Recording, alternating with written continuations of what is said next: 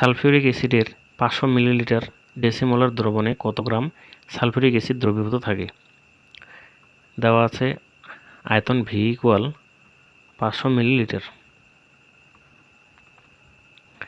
Decimolar দ্রবণ অর্থাৎ ঘনমাত্রা S ইকুয়াল 0.1 মোলার। যদি ডেসিমোলার বলা হয় তাহলে সেই ঘনমাত্রাটা হবে 0.1 মোলার, বা 1 মোল যদি দ্রবীভূত থাকে সেটাকে আমরা কি বলি? ডেসিমোলার।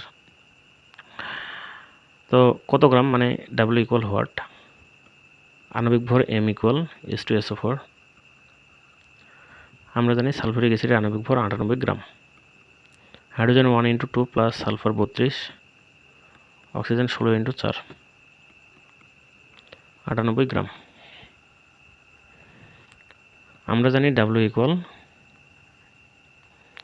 SVM ভাগ 1000। ঘনমাত্রা 0.1 ইন্টু আয়তন 500 এবং আণবিক ভর 98 ভাগ 1000।